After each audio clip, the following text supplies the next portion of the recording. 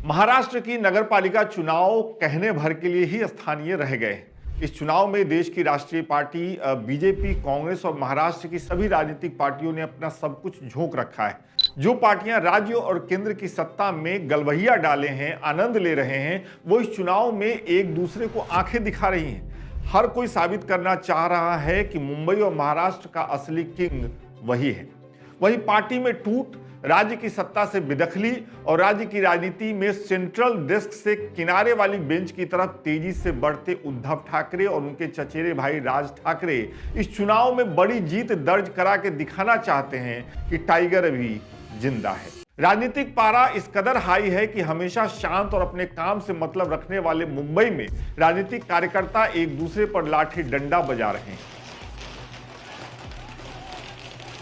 वहीं बड़े नेता अपनी जुबान से ही जहरीले तीर छोड़ रहे हैं। तो आइए हम भी इस चुनाव की पूर्व संध्या पर समझते हैं कि महानगर पालिका का ये चुनाव बड़ी पार्टियां और उनके नेताओं के लिए इतना अहम क्यों है।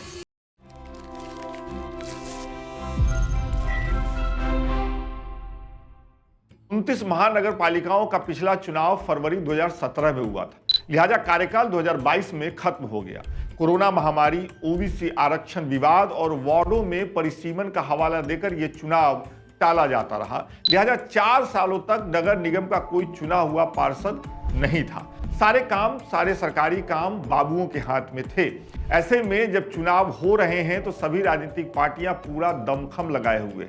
राज्य में मुख्य तौर पर देखें तो 2 खेमे हैं। पहला महायुति, दूसरा महाविकास आघाड़ी गठबंधन। बीजेपी, शिवसेना, शिंदे गुट, एनसीपी, अजीत पवार महायुति का हिस्सा है। ये गठबंधन राज्य और केंद्र की सत्ता में काबिज है, लेकिन नगर पालिका के चुनाव में तीनों पार्टियां अलग अलग लड़ रही हैं। इतना ही नहीं, बीजेपी और शिवसेना, शिंदे गुट के कार्यकर्ताओं के बीच तो मारपीट भी हुई है। ये सही है, पार्टियों के नेता चुनाव के बाद सत्ता का सुख साथ भोगें, चाय नाश्ता साथ करें, लेकिन चुनाव से पहले कार्यकर्ता मार खाएं। जानकार बताते हैं कि महायुति गठबंधन की पार्टियों ने तय किया है कि इस चुनाव में वो अलग अलग चुनाव लड़े अपनी अपनी सुविधाओं के हिसाब से, और रिजल्ट आने के बाद एक अलायंस कर लिया जाए। तो क्या इस चुनाव में अलग अलग लड़ने से इन सत्ताधारी पार्टियों की सेहत पर कोई असर पड़ेगा? कहने का मतलब राज्य में जो सरकार चल रही है उसकी सेहत पर कोई असर पड़ेगा? अब आप जो कह रहे हैं वो यही बात हुई है कि हम राज्य में सत्ता में है, एनडीए में हम केंद्र में साथ में है, लेकिन जब महापालिका का बजट, जो महाराष्ट्र का महापालिका का बजट है वो बहुत ज्यादा है। जैसे कि मुंबई महापालिका का बजट ये 75,000 कोटी का है, या पुणे पिंपरी चिंचवड मिला के ये 25 लाख करोड़ का बजट है, 25,000 करोड़ का बजट है। तो ये सब चीजें जो है ये मिलजुल के ये बात सामने आ रही है कि ये जो ज्यादा बजट वाली जो महापालिका है वहां पे हम सत्ता में कॉम्प्रोमाइज नहीं करेंगे, भले ही हम सत्ता में साथ में हो, तो हमें हमारा शेयर दीजिए और हमें हमारे साथ आप ले लीजिए। एक बात ध्यान में रखिए, बीजेपी ने क्या किया है, बीजेपी का जो हिंदुत्व का बेस है वो महाराष्ट्र में 28% से ज्यादा नहीं है, और फिर सत्ता में आना है तो हमें शिवसेना का भी बेस चाहिए, तो उन्होंने शिवसेना तोड़ दी। हमें राष्ट्रवादी कांग्रेस का भी बेस चाहिए, ये दोनों रीजनल पार्टी है, उनको भी तोड़ दिया और बेस अपने पास ले लिया, और उनका जो शेयर है सत्ता में आने का स्टेट में वो लगभग 48% कर दिया, तब जाके बीजेपी सत्ता में आई। बीजेपी खुद के बलबूते महाराष्ट्र में सत्ता में नहीं आ सकती, क्योंकि उनका हिंदुत्व का जो वोट शेयर है वो 28% से ज्यादा नहीं है। इसलिए अपोजिशन की सब पार्टियां तोड़ दी, और उसमें क्या हुआ, कांग्रेस जो सबसे पुरानी पार्टी थी, जो सबसे ज्यादा काल सत्ता में रही महाराष्ट्र में, आज उसकी हालत नहीं के बराबर हुई। जो गति तोरी सो गति मोरी के तर्ज पर इस चुनाव में महाविकास आघाड़ी का डिब्बा भी गोल है। एनसीपी शरद पवार गुट, एनसीपी अजीत पवार गुट के साथ कुछ सीटों पर चुनाव लड़ रही है। कांग्रेस अपने दम पर अकेले मैदान में है। यह अलग बात है कि पार्टी के नेताओं को ठीक नहीं मालूम कि उनका मैदान कहां और कितना बचा है।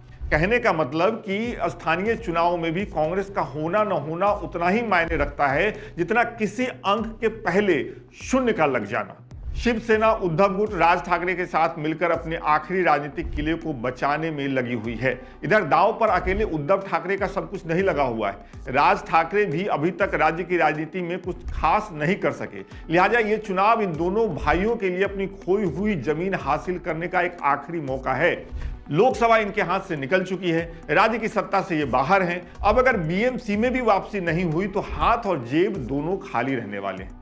जानकार बता रहे हैं कि उद्धव का नरम स्वभाव और राज ठाकरे का उग्र तेवर दोनों के साथ आने से मराठी मानुष और राज्य के मुस्लिम मतदाता इन्हें अपना समर्थन दे सकते हैं। लेकिन क्या वाकई इस चुनाव में राज ठाकरे और उद्धव ठाकरे अपना बेड़ा पार लगा पाएंगे? मुंबई का जो बीएमसी चुनाव है ये अस्तित्व की लड़ाई है ठाकरे बंधुओं के लिए या ठाकरे ब्रदर्स के लिए।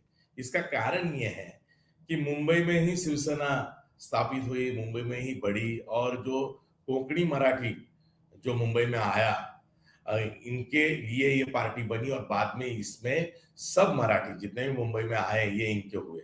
अब ये दोनों साथ में आने से क्या हुआ कि बीजेपी को ये समझ में आया गया कि यहाँ का जो मराठी कंसोलिडेशन है ये बहुत ज्यादा बढ़ रहा है, और ये मराठी कंसोलिडेशन अगर तोड़ना है तो हमें ज्यादा सीटें इतनी ज्यादा देना पड़ेगी कि एकनाथ शिंदे जी की शिवसेना के उम्मीदवार ये टक्कर देंगे ठाकरे के उम्मीदवार को। इसलिए 90 सीट्स बीजेपी ने शिवसेना को छोड़ दी। जो बीजेपी कह रही थी कि हम 150 प्लस का हमारा मिशन है, उन्होंने खुद के लिए सिर्फ 137 सीट्स ली। अब बात यह है कि अगर बीजेपी का मेयर बनना है तो किंग मेकर एकनाथ शिंदे जी बन सकते हैं।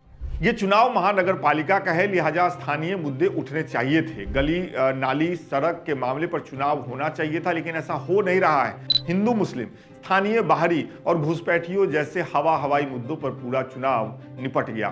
चुनाव के समय नेता बहुत चालाकी से असल मुद्दों को गायब कर देते हैं और ऐसे मुद्दों पर बात शुरू हो जाती है जो इमोशनल लेवल पर वोटों की गोलबंदी कराने के लिए कारगर साबित होने वाला होता है। राज्य सरकार में मंत्री और बीजेपी विधायक नितेश राणे ने एक बार फिर भड़काऊ बयान दिया है। एक बार इसलिए क्योंकि वो लगातार देते रहते हैं। उन्होंने कहा कि सभी 29 महानगर पालिकाओं में सिर्फ वही मेयर बैठे हुए दिखेंगे जो जय श्री राम का नारा लगाते हैं। आपको हर जगह भगवा में माहौल दिखेगा। इतना ही नहीं, उन्होंने नगर पालिका के चुनाव में सनातन और हिंदू धर्म की रक्षा के लिए वोट देने की अपील की। अब कोई इन्हीं से पूछे कि किसी भी चुनाव में वोट काम करवाने के लिए दिया जाए या हिंदू धर्म की रक्षा करवाने के लिए, और अगर मान भी लिया जाए कि बीजेपी के सत्ता में रहने से ही हिंदू धर्म की रक्षा होगी, तो केंद्र और राज्य में तो पार्टी सरकार बना ही चुकी है, वहां तो सत्ता में ये है ही।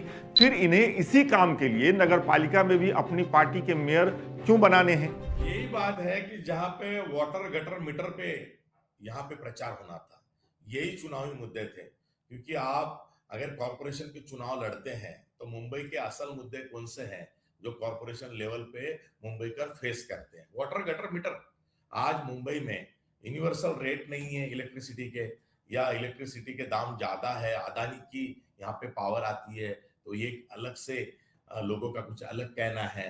जहाँ पे वाटर का प्रॉब्लम है तो 24 घंटे पानी नहीं आता है, और जहाँ पे गटर की बात है तो आज मुंबई में आप जाइए, एक तो एडमिनिस्ट्रेटर है मुंबई पे 3.5 साल से, तो गटर नालियां सब चौक पड़ी है, सब तरफ ट्रैफिक कंजेशन है, सब तरफ डाइवर्शन है। तो ये गटर मीटर और वाटर पे तो चुनाव नहीं है, और यहाँ पे बांग्लादेशी का मुद्दा आ रहा है, या हिंदुत्व का मुद्दा आ रहा है, या हिंदू वर्सेस मुस्लिम का मुद्दा आ रहा है। और सबसे बड़ी बात, जो ठाकरे मेयर देंगे वो मुस्लिम मेयर देंगे, क्योंकि उन्होंने वर्सोवा में मुस्लिम एमएलए दिया हारून खान करके, तो यहाँ पे खान मेयर बनेगा।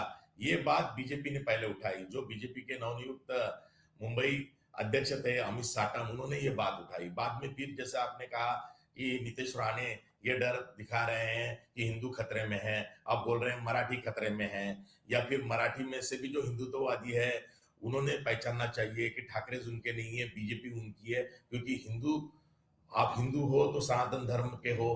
तो ये बात कही जा रही है।